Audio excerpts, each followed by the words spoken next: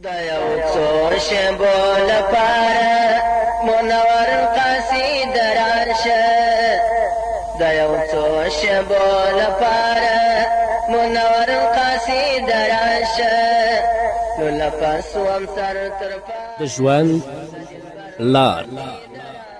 زموږ د نن ورځې د خپرونې موضوع بیا هم د آخرت ویره. قصید راشه. بسم الله الرحمن الرحيم. الحمد لله رب العالمين حمد الشاكرين، الصلاة والسلام على سيد الأنبياء والمرسلين سيدنا ونبينا وشفيعنا ومولانا محمد وعلى آله وأصحابه الطيبين الطاهرين. قدرمن اوریدونکو د ژوند د لارې د خپرونې مینوالو، السلام علیکم ورحمة الله وبرکاته. ستاسو روغتیا او خوشحالي د پاک رب نه غواړم، په دې هیله چې د صحت او عافیت جامې پر تن ولرئ او خوشحالي مو په برخه وي. دا دی زه محمد یاسین فهیم د ژوند د لارې د خپرونې په وړاندې کولو کې ستاسو په خدمت کې یم. زموږ د نن ورځې د خپرونې موضوع بیا هم د آخرت ویره. درنو اوریدونکو، حضرت ابوبکر صدیق رضی الله تعالی عنه له ټولو نه زیات محمد رسول الله صلی الله علیه وسلم ته نږدې کس و.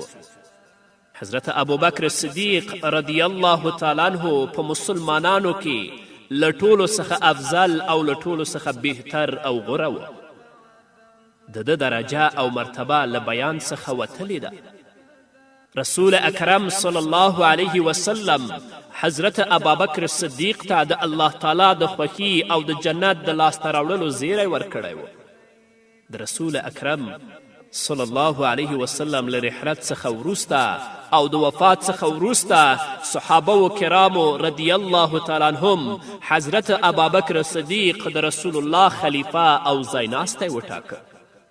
د ده د قوت او شان دا حالت و چې ټول عرب د ده تر اقتدار لاندې ول او لښکر یې یو خوا د شام په میدانونو کې له رومي لښکرو سره او بل خوا په عراق کې د فارس له لښکرو سره په جګړه بوخت و او په دواړو ملکونو کې بریاوې ترلاسه کولې.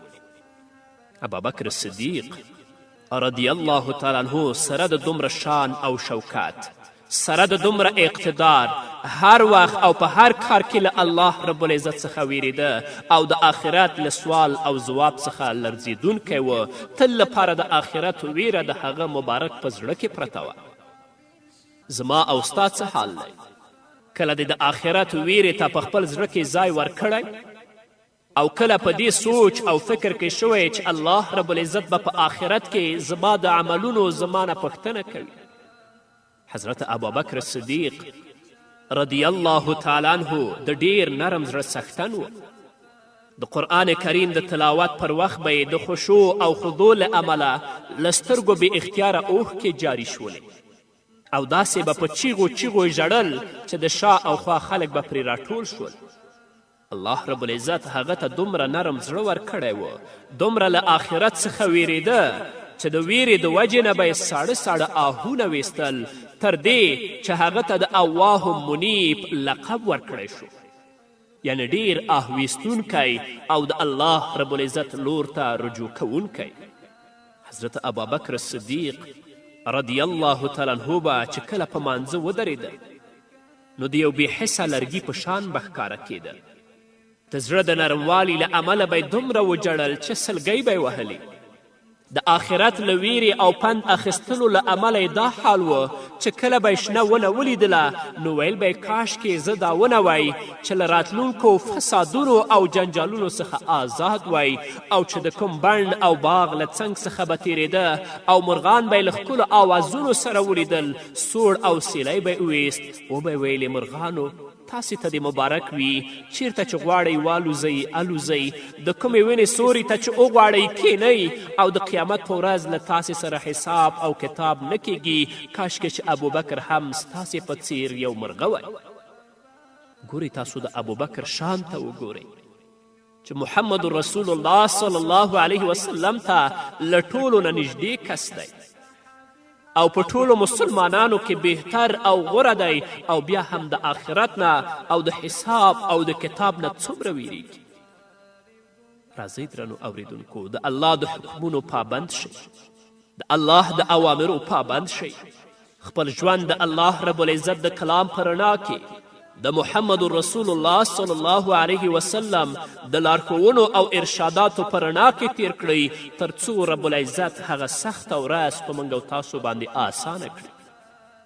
کله به چې حضرت ابابکر صدیق رضی الله تعالی عنه خطبې ته پورته شه، نو د خطبې تر مخه به یې خلکو ته له الله رب العزت څخه د ویرې تعلیم ورکوه.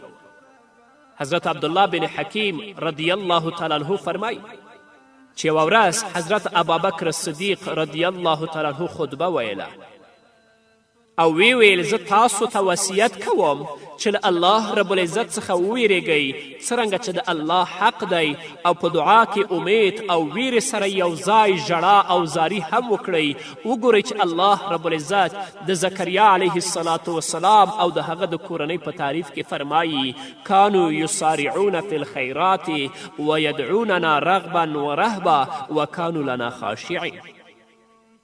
زکریا علیه السلام او د هغې کورنۍ د خیر او نیکی په کارونو کې تلوار کوه او د رغبت او ویرې په حالت کې له موږ څخه دعا غوښتله او له موږ څخه ویرېدل.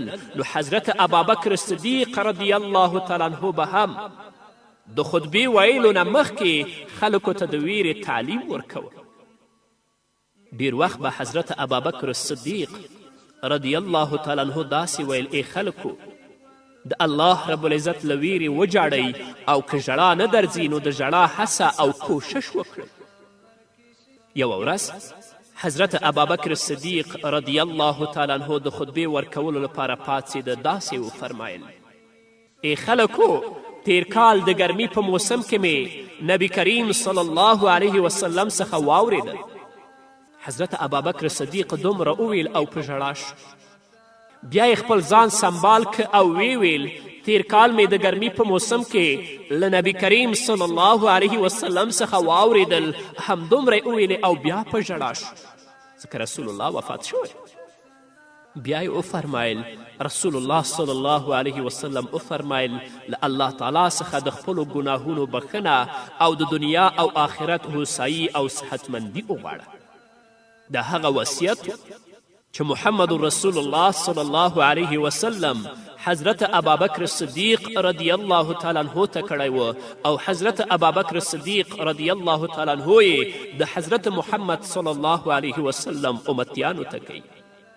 یوه ورځ حضرت ابابکر صدیق رضی الله تعالی عنه په خپل تقریر کې داسې وفرمایل چیرته دی هغه د ښکلو او روښانو څیرو لرونکي چې په خپلې ځواني سره به خلک حیرانول، چیرته دی هغه پاچاهان او سلاطین چې لوی لوی ښارونه آبادول او کلا به یې ورڅخه تاوولې، چیرته دی هغه زړور چې د جګړې په ډګر کې بریاوې ترلاسه کولې چې د زمانې څرخ هغوی تیت او ذلیل کړل او مټې ورماتې کړې. یعنې هغوی چې نشته نن ورځ د دنیا نه تللي دي، دغه وخت په موږ او تاسو باندې هم راتلونکی دی. زو به خو راځئ داسې عملونه وکړئ چې د آخرت په ورځ الله رب العزت ته په اوچته غاړه باندې ودرېږئ او د هغې سختې ورځې د وحشت او د هیبت نه الله رب العزت تاسو په خپل حفظ و امان کې وساتي. تاسو وګورئ د حضرت ابابکر صدیق رضی الله تعالی عنه د وینا په هر لفظ کې پند او عبرت پروت دی، خو په دې شرط چې موږ دې ته متوجه شو او د دې پند نه موږ او تاسو عبرت واخلو، پند واخلو. یو صحابي چې نوم یې رافع تایی دی، یو ورځ صدیق اکبر رضی الله تعالی عنه ته وویل ای ابابکر صدیقه ما ته څه نصیحت وکړه. حضرت ابابکر صدیق رضی الله تعالی عنه ورته وفرمایل الله تعالی دې پر تا رحمت او برکت نازل کړي، لمونځ کوه، روجې نیسه، زکات ورکوه، حج کوه او تر ټولو ستر نصیحت دا دی چې هیڅکله هم امارت او حکومت ونه غواړي او ویې نه مني، ځکه چې په دنیا کې د امیر مسئولیت زیاتیږي او د قیامت په ورځ له هغه څخه ډیر سخت حساب اخیستل کیږي او د هغه عملنامه ډیره اوږدیږي. نن ورځ راشه د امارت او د حکومت لپاره خلک وژل کیږي، د خلکو وینې څکل کیږي تر څو چې هغه حکومت او امارت ترلاسه کړي او حتی ځینې څوکۍ خو په پیسو باندې خرڅیږي چې څنګه په پیسو لاسته راوړي. رسول اکرم صلی الله علیه وسلم د حضرت ابابکر صدیق د ایمانی عظمت په باره کې فرمایلی دي د ابوبکر صدیق رضی الله ایمان د ټولو مسلمانانو له مجموعي ایمان څخه دروند دی او سربیره پر دې ابوبکر صدیق رضی الله تعالی عنه د خپل ځان په اړه داسې فرمایي که زما یوه پښه د جګړې په ډګر کې وي او بله پښه مې له هغه څخه بهر وي بیا هم زه خپل ځان د الله تعالی له قهر او غضب څخه محفوظ نشم ګڼلی. دا وینا خپله د ابوبکر صدیق رضی الله تعالی عنه د ایمانی قوت نتیجه ده. د چا ایمان چې څومره قوي وي هغه همدومره له الله رب العزت او آخرت څخه ویریږي. د آخرت له لوري اطمینان او بېپروایي ایمان نه دی بلکې د کمزوري ایمان نښه ده. څومره چې د الله څخه وویرېدلی او څومره چې د آخرت ویره ستا په زړه کې پرته وه په دې باندې پوه شه چې ستا ایمان قوي دی. او که د الله ویره دې په زړه کې نه وه د آخرت څخه نه ویرېدلې دا د ایمان نښه نه ده. په دې باندې پوه شه چې ایمان دې انتهایي ضعیفه دی. الله رب العزت دې خپلې ویرې ته او د آخرت ویرې ته زموږ په زړونو کې ځای راکړي تر څو زموږ ایمانونه قوي شي او الله رب العزت مو د هغې سختې ورځې د وحشت او د هیبت نه وژغوري. یو ځلې د جمعې په ورځ حضرت ابوبکر صدیق رضی الله تعالی عنه اعلان وکړه زه نن د صدقې اوښان ویشم. ټول خلک راشئ خو بې له اجازې هیڅوک ماته رانشئ. اجازه به اخلئ بیا به راننوځئ. یوې ښځې چې دا خبره واورېدله نو خپل خاوند ته وویله دا د اوښ مهار در سره واخله او د محمد رسول الله صلی الله علیه وسلم د خلیفه په خدمت کې حاضر شه. امکان لري چې تا ته هم کوم اوښ در ورسیږي. هغه کس مهار واخیست او بې له اجازې اخیستلو د خلافت دربار ته ورغی. ابوبکر صدیق خو ویلي و چې بې له اجازې به ما ته نه راځئ اجازه به اخلئ خو دا سړی بې له اجازې اخیستلو د خلافت دربار ته ورغی.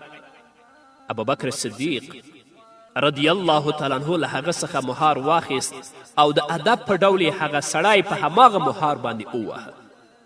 کومه رسۍ چې ورسره وه په هغې سره دا سړی ووهه. کله چې حضرت ابوبکر صدیق رضی الله تعالی عنه د اوښانو له ویشلو څخه خلاص شو ویې فرمیل هغه سړی چې ما ووهه هغه را وغواړئ چیرته دی؟ هغه سړی په ویره ویره د حضرت ابوبکر صدیق رضی الله تعالی عنه په حضور کې حاضر شو. د محمد رسول الله خلیفه ابوبکر صدیق وفرمیل ما ته په دې مهار باندې وهلی ته هم په همدې مهار ما ووهه او خپله بدله رانه واخله. په دې مجلس کې امیر المؤمنین سیدنا حضرت عمر فاروق رضی الله تعالی عنه هم حاضر و. هغه ویلې ای د رسول الله خلیفه دا رواج مه جوړوه. تا خو بې سببه هغه نه دی وهلی. تا هغه ته د حکم د خلاف ورزي سزا ورکړه. تا ویلي و چې بې اجازې مه راننوځئ. هغه بې اجازې راننوته نو تا ووهه. حضرت ابوبکر صدیق حضرت عمر ته څه وایي دا سمه ده خو که په قیامت کې د دې پوښتنه له ما څخه وشي نو الله رب العزت ته به څه ځواب وایم؟ هغه دې په دې دنیا کې مانه د خپل بدل واخلي. ګورئ د ابوبکر شان ته چې محمد رسول الله ته تر ټولو نږدې کس دی. وګورئ د ابوبکر شان ته چې په ټولو مسلمانانو کې بهتر او غوره دی. وګورئ د ابوبکر شان ته چې په دنیا کې محمد رسول الله هغه ته د الله رب العزت د رضا او د جنت زیری ورکوي خو بیا هم د الله نه او د آخرت نه څومره ویریږي. څومره چې ابوبکر لیدلی دی که فیصدي موږ او تاسو همدومره د آخرت او د الله نه وویریږو الله به موږ او تاسو کامیابه کړي. خو زموږ او ستاسو ژوند سراسر په غفلت کې تیریږي. الله دې زموږ او تاسو په حال باندې رحم وکړي. الله دې توفیق راکړي چې د الله د حکمونو مطابق او د الله د اوامرو مطابق او د محمد رسول الله د ارشاداتو مطابق خپل ژوند تیر کړو. هغه یو کس وهي سره د دې چې مجرم هم دی د هغه په نظر باندې خو بیا هم وایي چې راشه بدله دې مانه په دنیا کې واخله. دا نن خلک چې خپل ژوند ټول په ظلم وحشت او بدبختي کې تیروي دوی به د آخرت په ورځ د الله په حضور کې څه ځواب وایي؟ الله دې په موږ او تاسو ټولو باندې رحم وکړي. په همدې هیله درنو اوریدونکو نور به واورو خو د یوې دمې نه وروسته. د هوس په فرو لاړې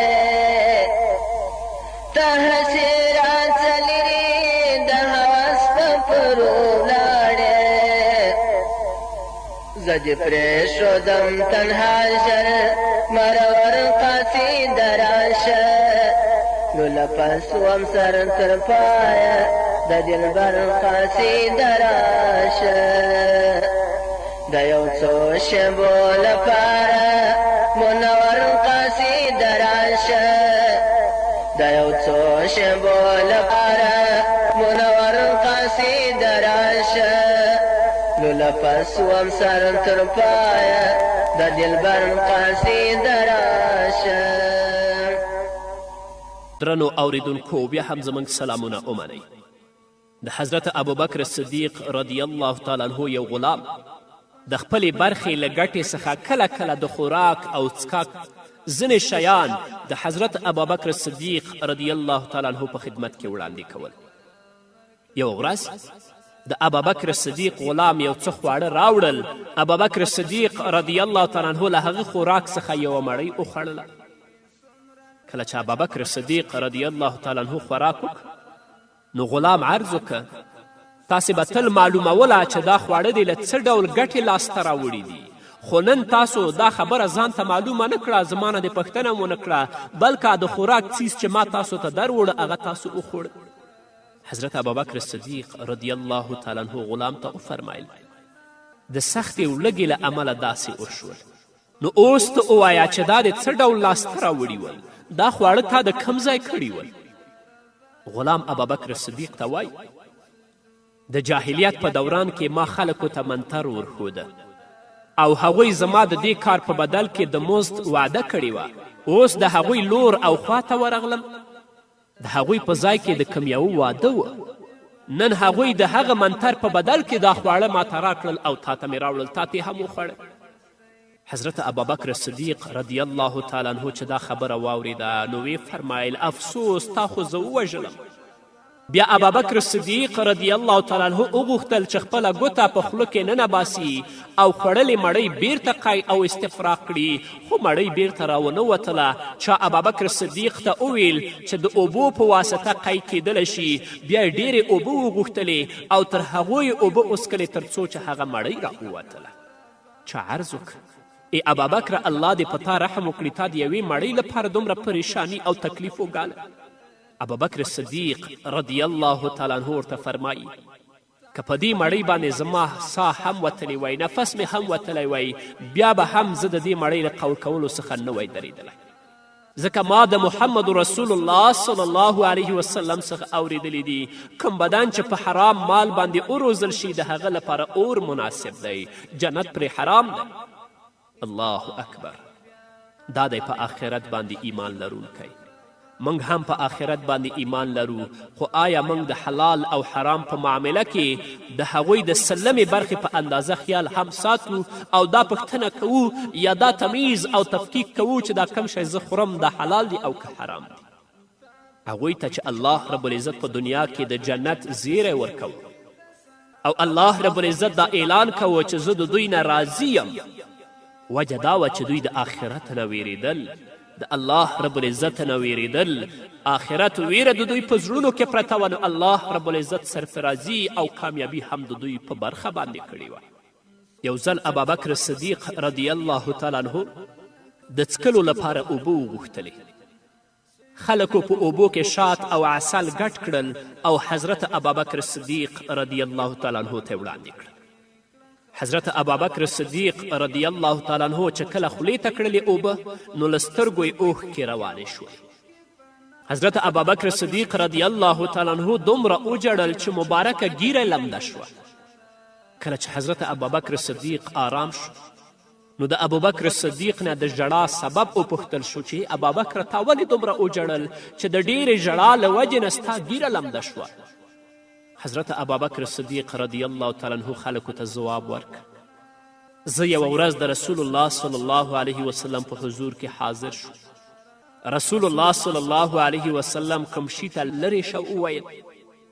ما عرض وکړ یا رسول الله زه خو دلته هیڅ شی نه وینم، تاسې څه شي ته وایئ چې لرې شه لرې شه؟ حضرت ابوبکر صدیق وایي چې کله ما دا پوښتنه د محمد رسول الله صلی الله علیه وسلم نه وکړه نو محمد رسول الله صلی الله علیه وسلم وفرمایل دنیا مجسمه شوه او زما مخې ته راغله نو ما هغه لرې کړه اوس ما ته ناڅاپه د محمد رسول الله همغه خبره را یاده شوه او زه وویرېدم چې زه د دنیا په جال کې وننښلم.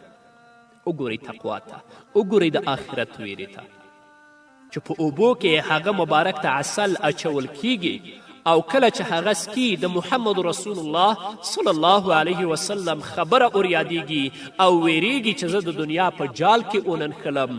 افسوس د هغو خلکو په حال باندې چې د دنیا په جال کې نښتي، آخرت یې ویر دی، جهنم یې ویر دی، جنت یې ویر دی، حساب او کتاب یې ویر دی، په غفلت کې ژوند تیروي، د آخرت په ورځ به د الله په حضور کې درېږي نو دوی به رب العزت ته څنګه ځواب ورکوي.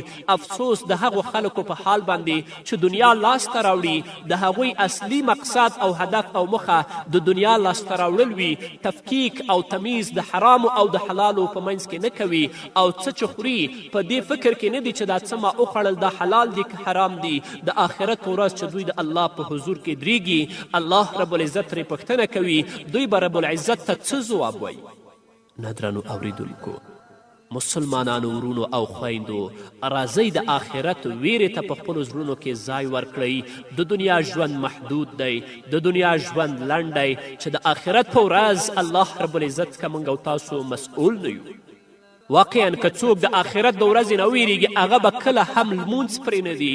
که څوک د آخرت د ورځې نه ویرېږي هغه به غیبت نه کوي، حرام به نه خوري، سود به نه خوري، رشوت به نه کوي او خویندې به خرابې جامې نه اغوندي، بېنمازي به نه کوي. نن چې هر څه کوو د الله ویره زموږ په زړونو کې نشته، د آخرت ویره زموږ په زړونو کې نشته. یو ځل امیر المؤمنین عمر فاروق رضی الله تعالی عنه ابابکر صدیق رضی الله تعالی عنه ته ورغی. ګوري چې ابابکر صدیق رضی الله تعالی عنه خپله ژبه نیولې او کشوي. عمر رضی الله تعالی عنه ورته ویل الله دې وبخه داسې مه کوه. حضرت ابابکر صدیق رضی الله تعالی عنه ځواب ورکه همدې ژبې زه برباد کړی یم نو ځکه مې اوس نیولې ده او راکاږم.